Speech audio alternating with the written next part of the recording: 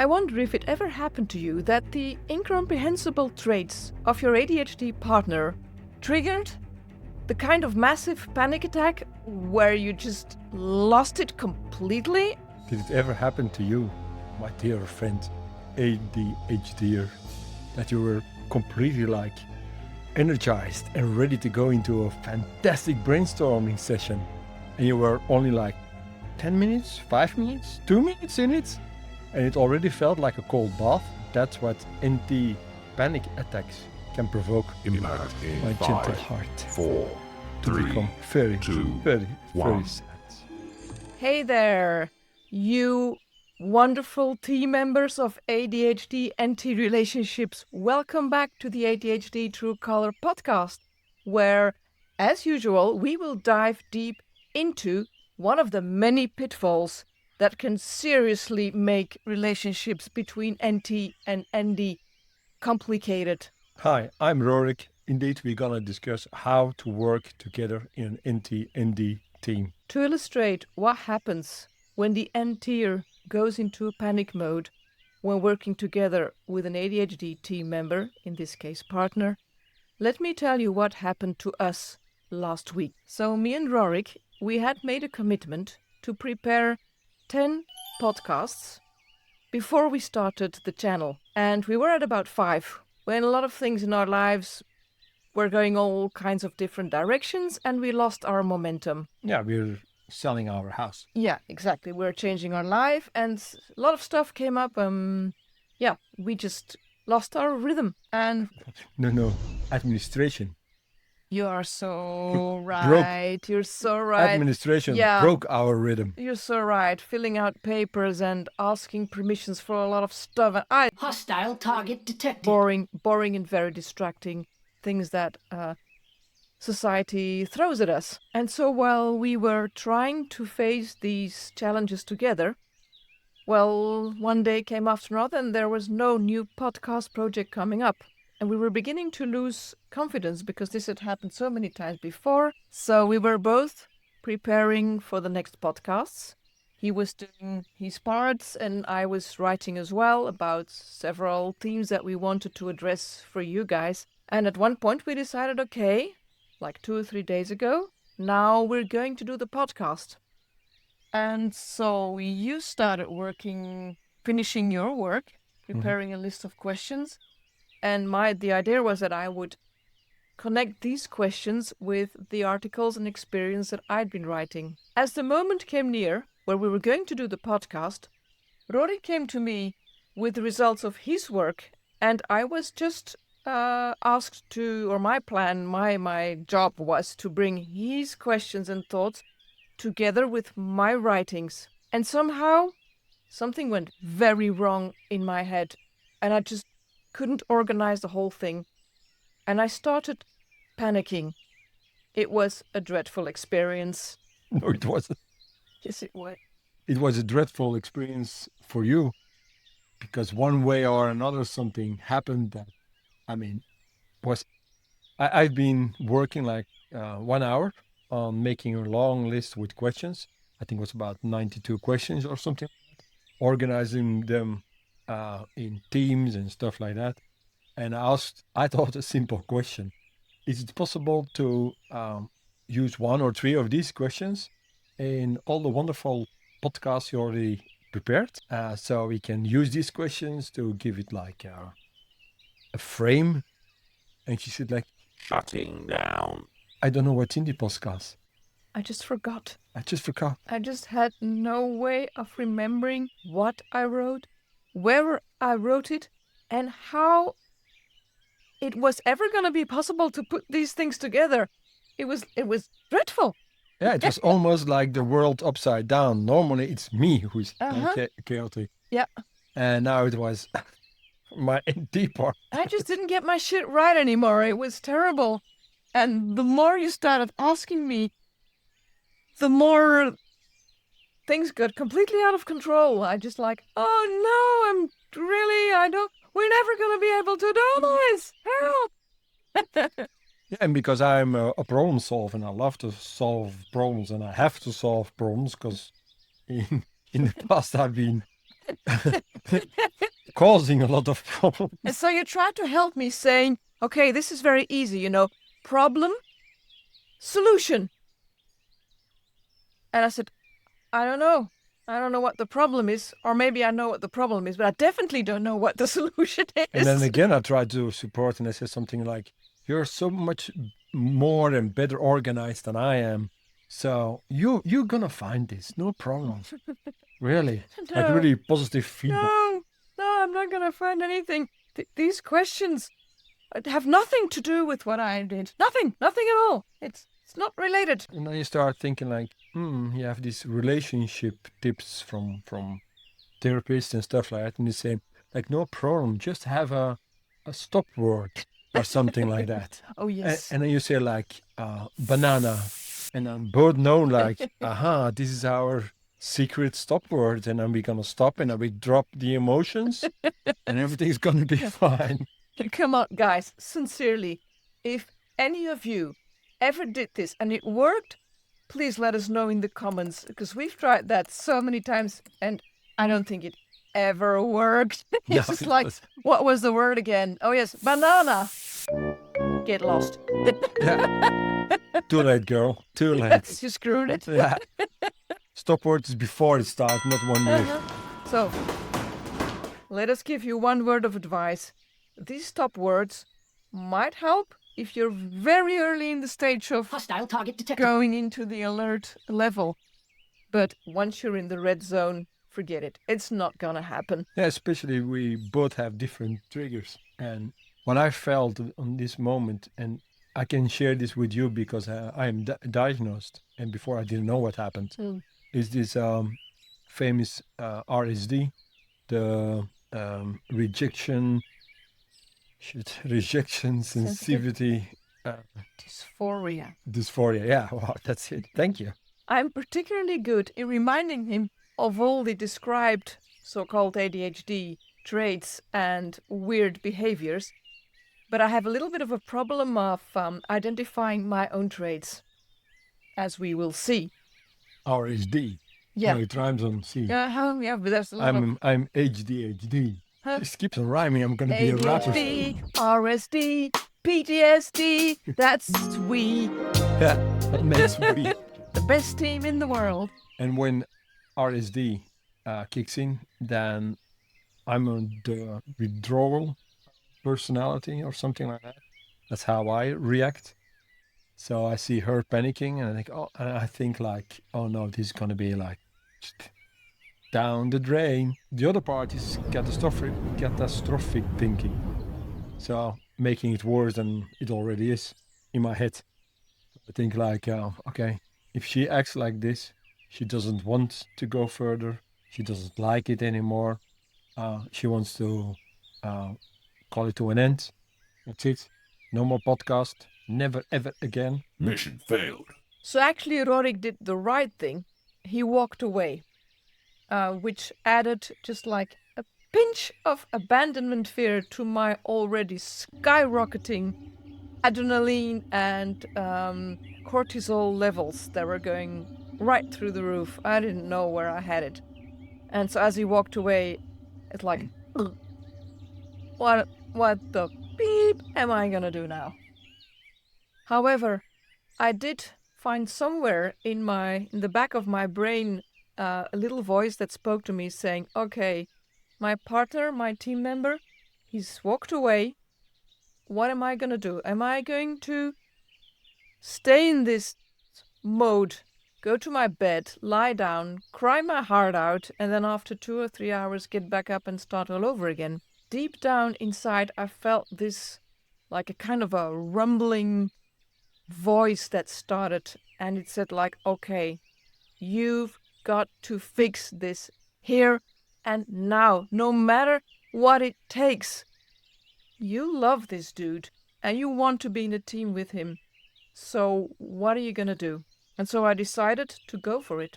And I took the first EMDR self-administering video that I could find, put on my headphones, and went into EMDR.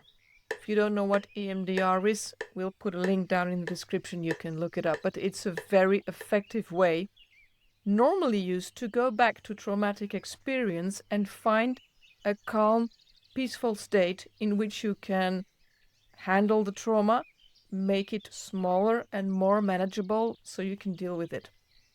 Except that this time, I didn't want to go to this calm mode. I wanted to prepare the next podcast. No matter how, I just said, okay, now go into this kind of a trance. What happens with EMDR? You have this bilateral click stimuli auditive, no, Trust. me, and also the visual cues for the eyes to make the rapid eye movement, which brings you in a kind of a dream state. But anyways, instead of looking for calm, I allowed the super energy that I was experiencing to rise, to go up. And as I did this, I felt the fear going out of the roof. Everything was just like going in all kinds of different directions. But I knew I was alone. So I said, I don't care what happens to me. And my body was going into a weird state. And my heart was pounding.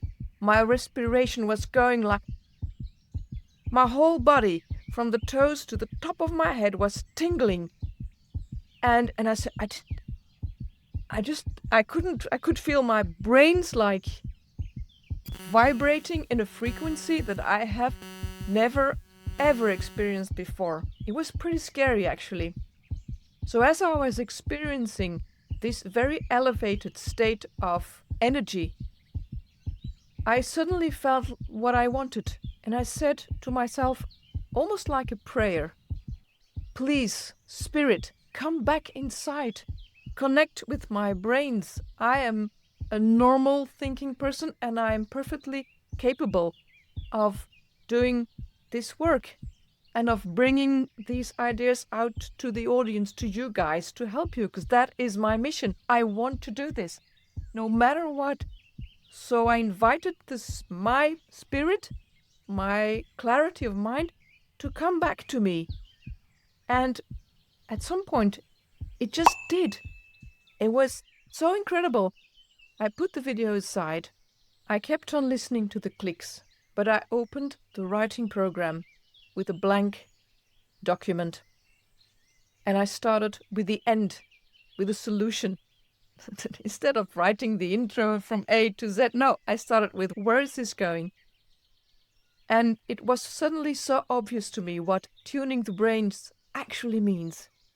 It means that if you really want to, 1, connect with your partner, and 2, do your mission, accomplish your goal, your passion, then you must tune the brains. This means that I, as an N-tier, can tap in this high energy brain frequency that resembles very much that of an ADHD person.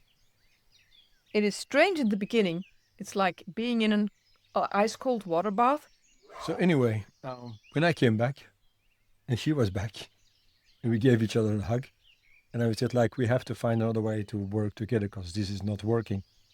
It is working when everything goes smoothly, but when there are bumps, like administration, for example, the trigger starts stacking up, and apparently there's so much stress that it can break whatever we want to do together. Like, now we come back to the beginning of the podcast, and so I have this list. I gave it to you, and you selected a few points of this.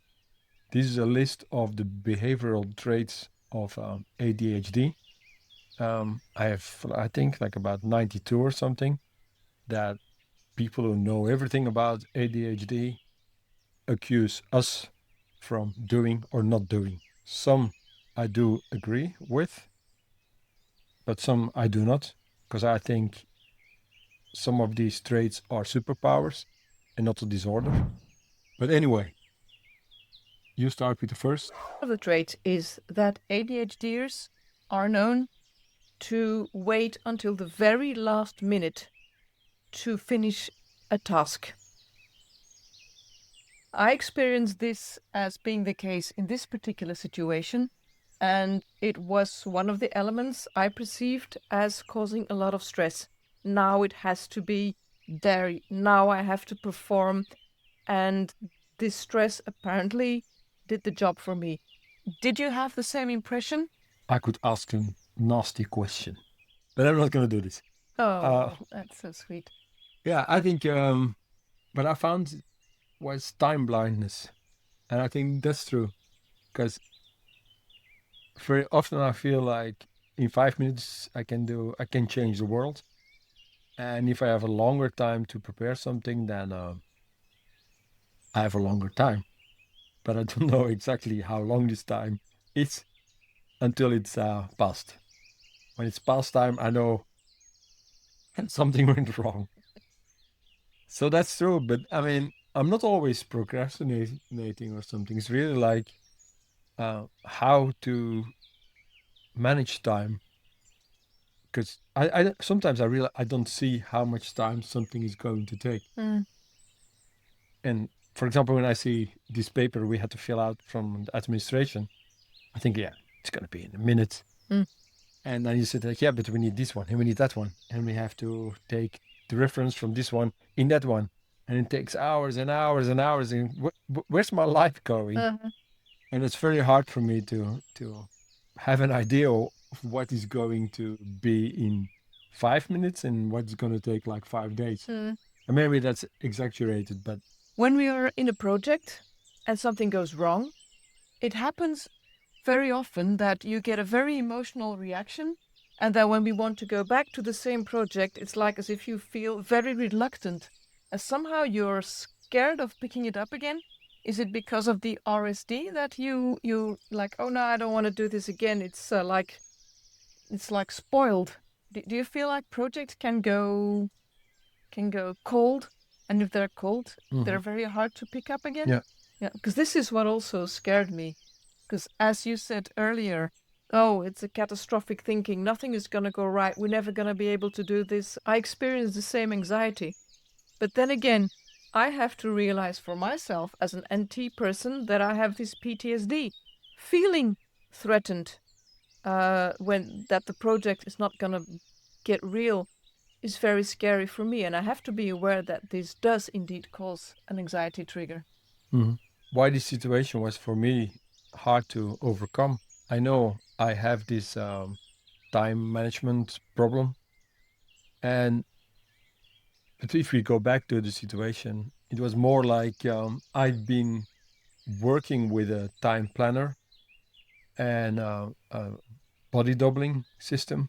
And I was so happy in this moment that I've set a timer in 50 minutes and was doing this list for which I had to change stuff. And I was already very, very bored doing this. But I said, like, okay, you're going to survive these 15 minutes, stay focused, do it. So there was no hyperfocus or whatever. There was just like concentration. And then when the timer said like, beep, beep, you're free now. So I was so proud about myself that I've done this, because also for me, these are completely new tools. I never used tools like that.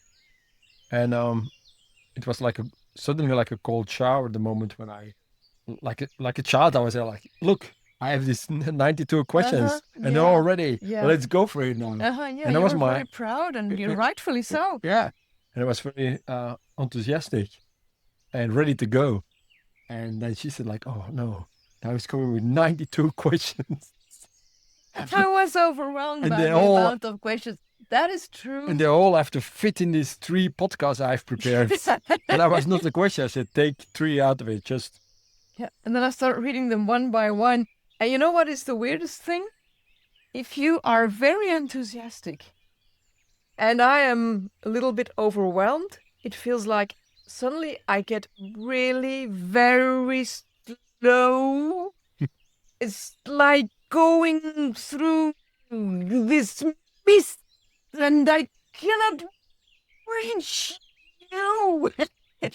And the more you get excited, the more I go. If you know that feeling as an NTer, I'm really curious about that, because I know very little NT partners. Hey, if any of you have this feeling that being in this super slow snail mode is something you have already experienced, please drop it in the comments, because I'd really like to know. I don't. It's often said that ADHDers can rapidly shift moods. One moment they're really happy and full of joy and enthusiasm, and one moment later they can be really depressed and unhappy. And this can be so intense that it bewilders the people close to them. How do you perceive this? I don't perceive this as having mood swings, because one of my parents had, I think it's not diagnosed, but bipolar disorder. And there was no reason. And I think it's more like this RSD sometimes changes the mood, because when I feel rejected, and of course I can't stay happy when I feel rejected. So the problem is not changing in the hormone cocktail that changes my mood. It's more like changing what I experience. And this RSD, for example, is something that really can make me unhappy. In the beginning, when I feel like it's building up before the crocodile jumps up, then I can say like, come on, she's not saying this. But for example, like this time, I had worked for 15 minutes with a lot of concentration on doing something very boring, like reorganizing. I went from an audio into a text file. From a text file, I had to reorganize this and make categories and stuff like that. So this was already an exhausting experience. Time management thing, it's just like you're gonna work for 50 minutes and then you can pause for 10 minutes and do something completely different. Especially for me, it's like do something physical. So I had planned to do a small session of arm wrestling training, but then it all collapsed and there was nothing. Yeah. So yes, my mood changed then from being like enthusiastic and happy that I worked for 15 minutes and finished the work to first a little bit of disappointment.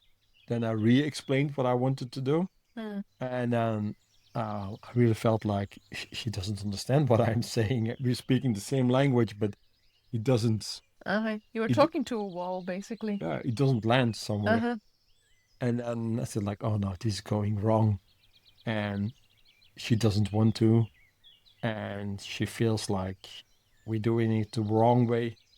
Even worse, I'm doing it the wrong way. And then, yeah, that's the moment where my mood changed. Yeah. I was wondering, how did you feel when you were away?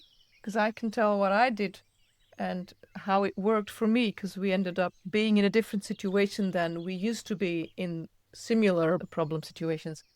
What do you experience when you withdraw in yourself? So first I have to flee. So I went to my bed and just start like, there's so many things like going on in my head. I have to calm it down, otherwise it will explode. And so I did some breathing exercises. And then slowly it comes down. As Wim Hof would say, like breathing in and letting go. And this letting go really helps. Yeah, I think that's it. And it took some time, I think half an hour or something, 3/4 of an hour, I don't know. And I was really calm. And I said like, okay, let's try again. And by the time he came back, I was actually finished with writing the script for the podcast, and I was completely connected with myself again, and very excited to tell him about my work and about the experience that I just had, and that actually learning how to up-tune the brains instead of always down-tuning did have a very good result, and I was very impatient to tell you this.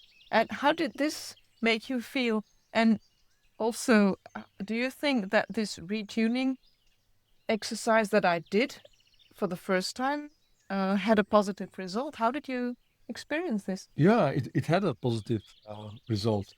The only problem sometimes is that if you go like through this emotional avalanche, then you can't say like, I'm refreshed after 3/4 of an hour. because you were in a way tired, and so was I. It's one of the tips we can give you is it's important to make a very clear separation between work and love time or personal time, because that's the disadvantage of working at home, what we are doing. When you're self-employed, you have to make a very clear boundary between your private life and your emotional life and the project you have.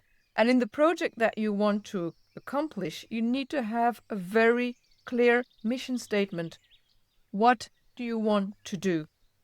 So that when you're confronted with difficulties and traumas or other dysfunctional behaviors, then you can actually fall back on the mission statement in the first place. And in the second place, you have to develop certain skills that help you to, first of all, know, okay, what's going on. To assess the problem in any given situation, you have to know whether it is your personal problem, your partner's problem, or a mutual problem.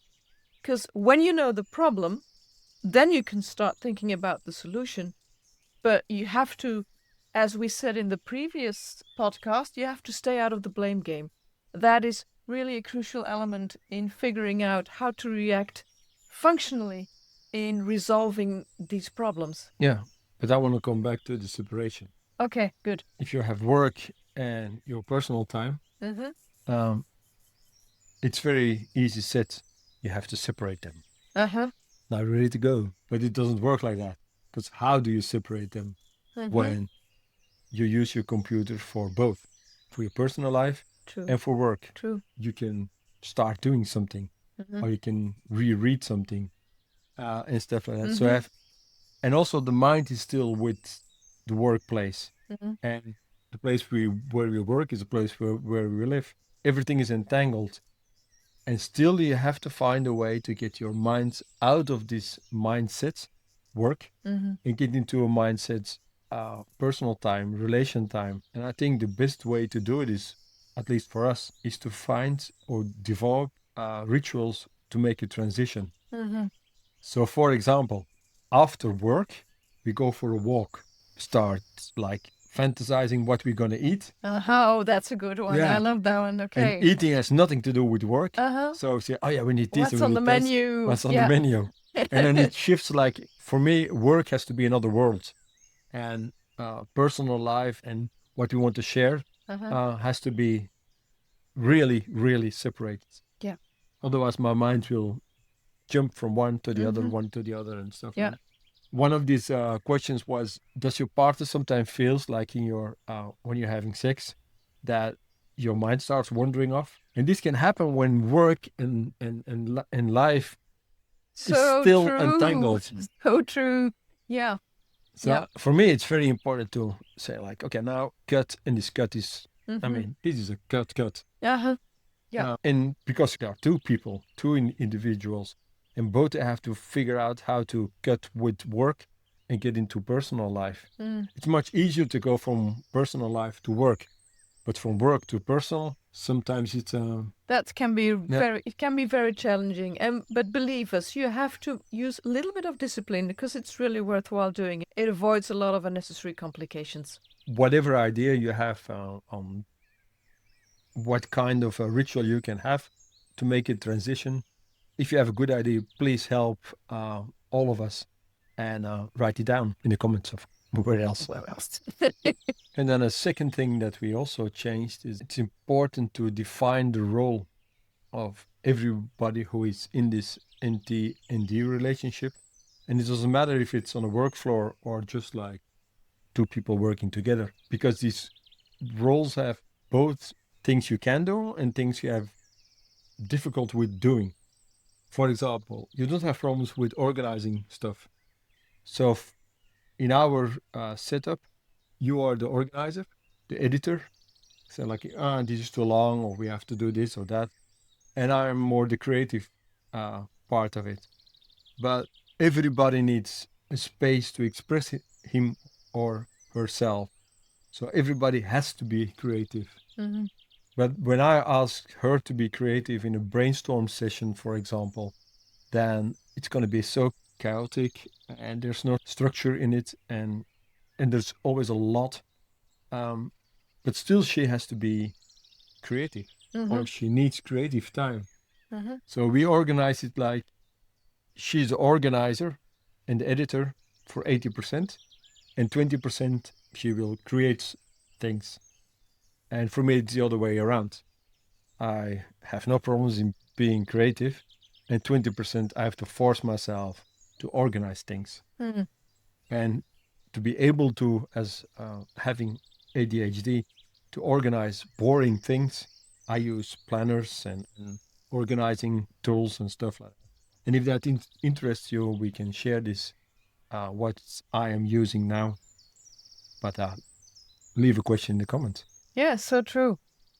Sure, we still have issues to deal with, but as we accept our differences, we can grow and heal and give each other the time and the space to do so. As long as you have the passion and the commitment to yourself, to your partner, and to your mission, then you can tune your brains and connect your hearts. And don't worry, you will be all right.